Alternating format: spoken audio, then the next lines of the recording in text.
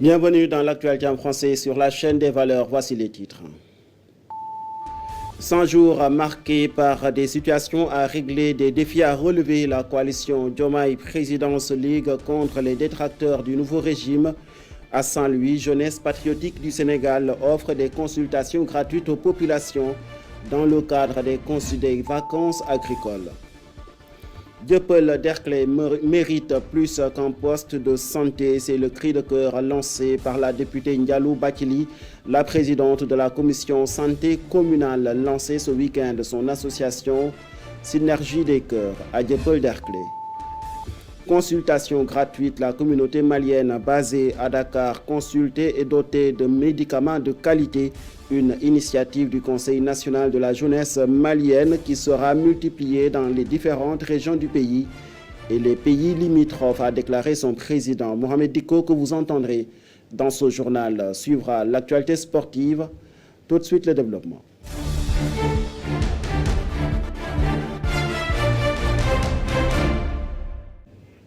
Bonsoir. Entre dettes exorbitantes et crises économiques et sociales chroniques, Bassirou Diomaye Faye aurait finalement hérité d'un État presque à genoux.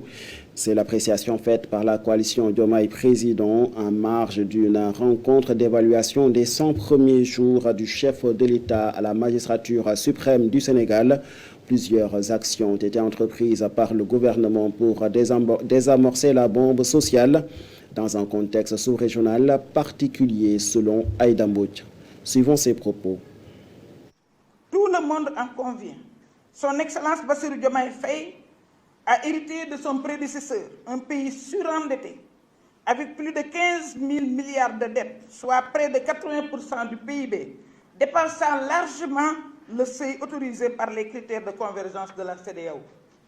Notre champion s'est aussi vite heurté à l'impatience de nos compatriotes, nos vaillants compatriotes, résilients, mais très fatigués, et dont il fallait abréger les souffrances, notamment le coût de la vie devenu intenable. Son djubbanti en bandoulière, il a dû aussi faire face à la résistance de toutes sortes de lobbies et groupes de pression qui se nourrissaient du système. À cela s'ajoute une situation géopolitique particulièrement difficile, avec d'une part au plan régional la crise dans l'espace CEDEAO marquée par le retrait des pays de l'Alliance des États du Sahel, et d'autre part au plan international avec les bouleversements liés à la guerre Russie-Ukraine et à la crise au Moyen-Orient, au Proche-Orient. Toutes ces difficultés, et la liste n'est pas exhaustive, permettent de mesurer à leur juste valeur les actions menées avec brio par le président Bassirou Diomaye Faye et son gouvernement avec à sa tête le Premier ministre Ousmane Sonko. Le Sénégal a surtout besoin actuellement de la force de sa jeunesse. Aminata Touré plaide pour la fin du phénomène migratoire au Sénégal. Elle appelle surtout un sursaut d'engagement patriotique auprès du chef de l'État et de son gouvernement. La présidente de Mimi 2024 estime que tout début de changement est forcément difficile. Nous l'écoutons. Sans cette jeunesse sénégalaise, il n'y aurait pas eu de changement. Il faut le dire et le répéter. Vous êtes une jeunesse courageuse, une jeunesse qui a versé de son sang des filles, des jeunes garçons, mais également des adultes, vos pères, vos mères que nous sommes. Le Sénégalais a fait bloc pour ce changement-là. C'est pourquoi il faudra que vous restiez ici avec nous. Nous ne voulons plus de ces pirogues de la mort qui aujourd'hui sèment la désolation et la souffrance dans nos familles. Si vous vous êtes battus pour faire passer le régime, mais vous devez rester ici avec nous pour construire le pays. C'est le message, je crois, que M. le Président de la République, Bassirou Diomaye Faye, vous a adressé. C'est le message que vous adresse son Premier ministre Ousmane Sonko en étant sur le terrain. Ces ministres, tous les jours, ils sèment l'espoir que vous devez récolter un jour ici avec nous. Mais pour que cet espoir se réalise, il va falloir que nous, les Sénégalais également, nous mettions la main à la pâte. Et c'est l'occasion aussi de lancer un appel aux travailleurs. Les femmes n'en parlons pas. Defe naa ne jigéenu Sénégal seen njàmbarte kenn lam-lamewu ko boo duggee ci car rapide yi exemple boobu laay joxe di ko joxewaat bu 5 heures du matin jotee ñaari góor ñooy nekk ci car rapide bi muy chauffeur bi ak coxeur. Accompagner le gouvernement dans la matérialisation de sa vision d'un général d'un Sénégal souverain, juste et prospère à Saint-Louis. En tout cas, les jeunesses patriotiques du Sénégal en plein dans les vacances agricoles.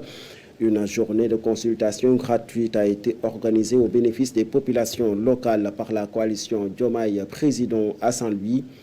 En marge de cette journée, plusieurs jeunes ont plaidé pour le rehaussement du plateau médical au niveau départemental. Suivons les propos de leur porte-parole.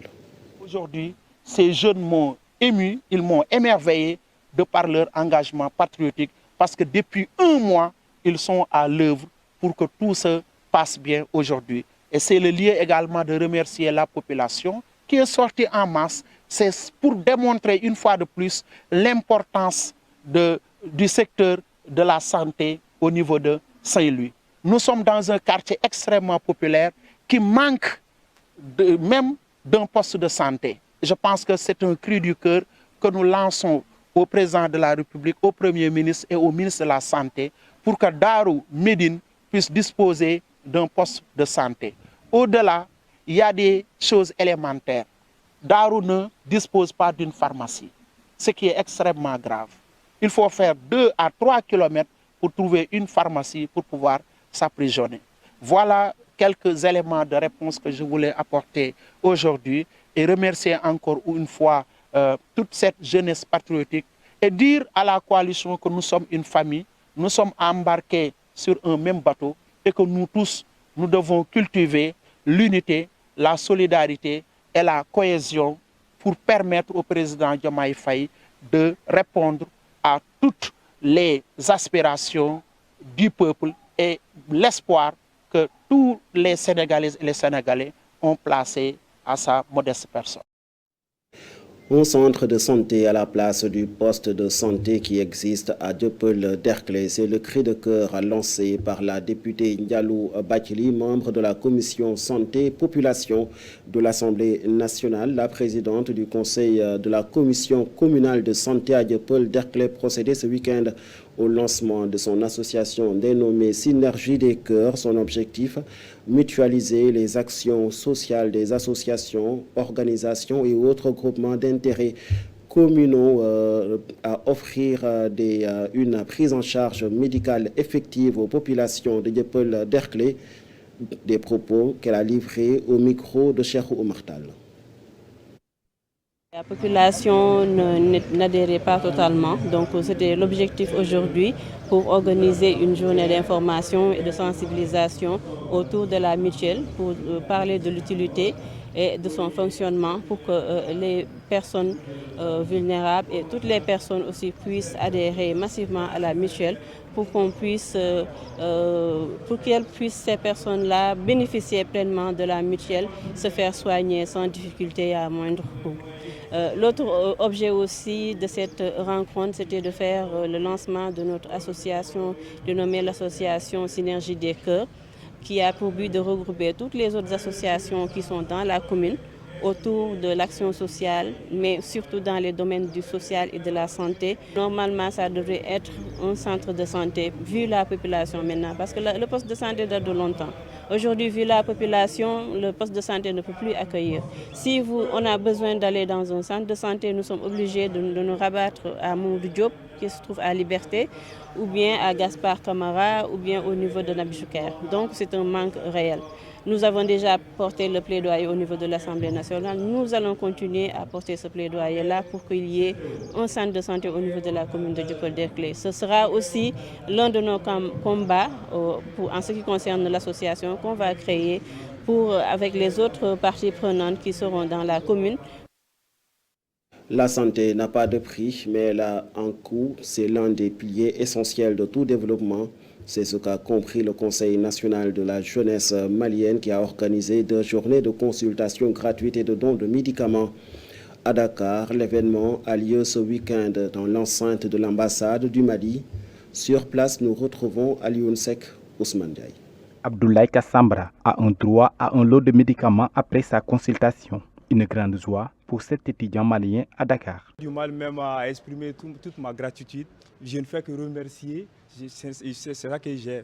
Je ne fais que dire un grand merci à tous les initiateurs, à toute l'autorité qui ont pris cette initiative d'aider la population, surtout en ces temps de crise.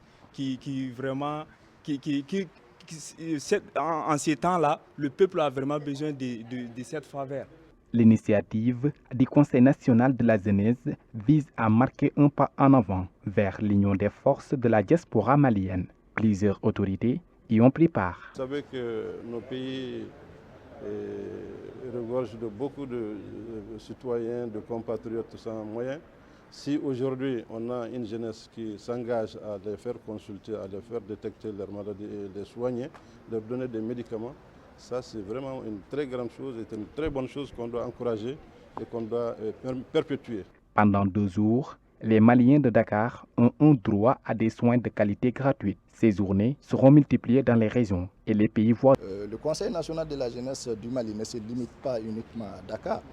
Il faut réfléchir ceux-là qui sont au fond dans les régions, ceux-là qui sont en Gambie, Guinée-Bissau et Cap-Vert. Inch'Allah, très bientôt et très prochainement, on va initier d'autres projets. En tout cas, nous sommes très satisfaits de l'organisation. Nous sommes très satisfaits de la présence de toutes nos autorités à notre côté.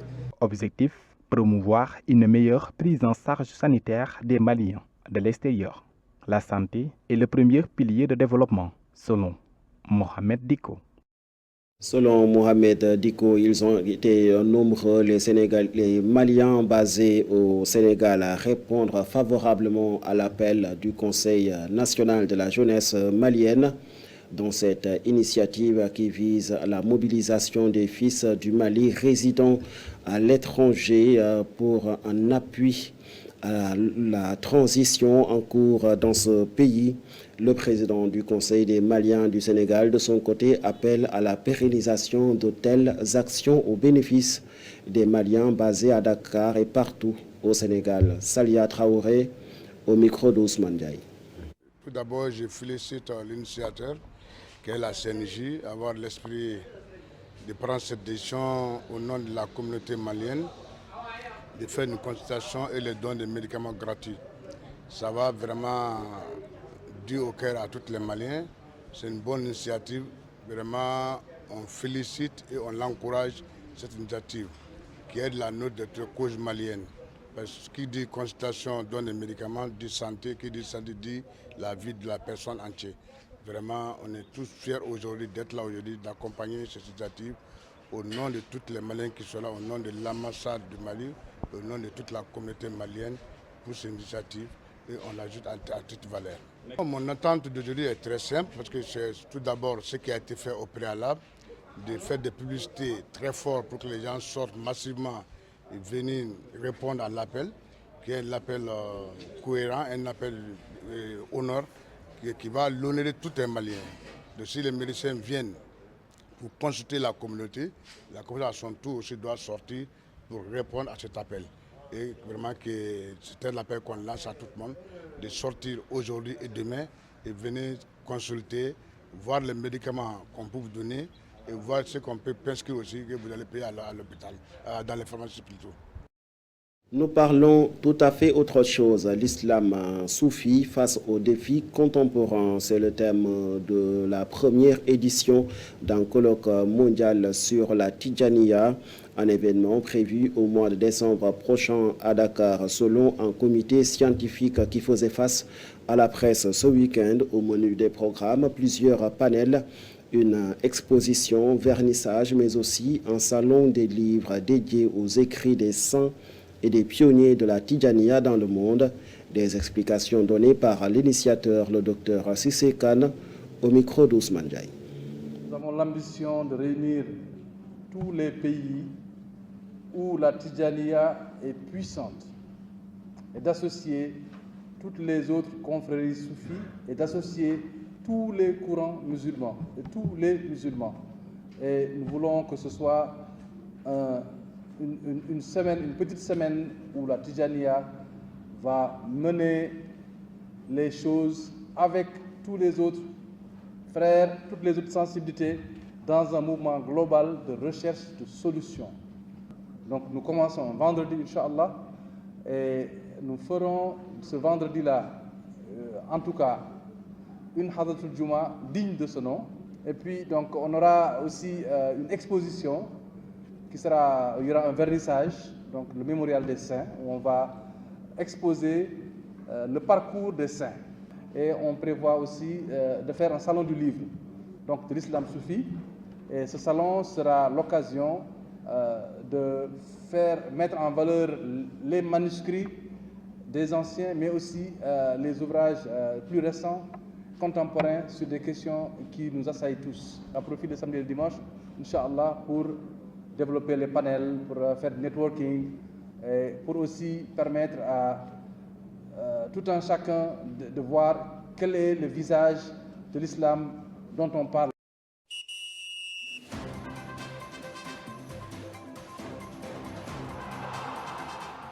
En sport, nous parlons qualification à la Coupe d'Afrique des Nations de Beach Soccer. Le Sénégal qui prend une sérieuse option pour cette compétition après sa victoire éclatante sur la Guinée-Conakry dans le premier face-à-face d'une double confrontation en marge de ses qualifications.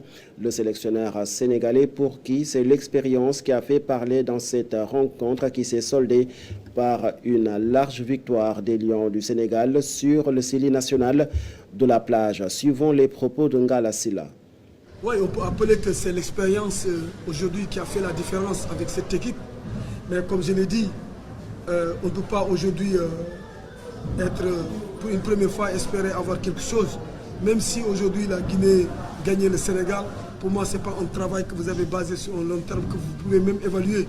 Aujourd'hui le travail que vous pouvez évaluer, c'est qu'à partir de cette défaite, comment la Guinée peut dans 2 ans espérer une qualification. Il ne faut pas se presser parce qu'il ne sert à rien de se presser, aller au sommet et retourner. Côté technique, peut-être on ne peut pas dire grand chose parce qu'il reste le match retour. Il nous faut toujours garder, on n'est pas encore qualifié, même s'il y a 6 buts d'écart, mais le match retour, tout peut arriver.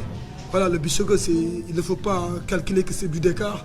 Et le reste, c'est des problèmes tactiques. Et je pense que les 2 pays, ils ont de très belles relations. Et moi, personnellement, je suis prêt à revenir parce que moi, je suis chargé d'être le formateur qui représente ici au niveau de l'Afrique pour venir donner un coup de main à cette peuple guinéen. Ouais, vous savez, le but, c'est... Mais comme chez vous, vous avez fait la même chose. Donc, pour vous dire que le Bichogo, ce n'est pas un match où les jours, il y a des notions de remplaçants et de titulaires. Ce n'est pas comme le foot à 11. Désolé, il faut savoir que c'est des joueurs remplaçables à tout moment. Le joueur peut revenir à tout moment. On pouvait faire une période chaque instant ou bien par 6 minutes.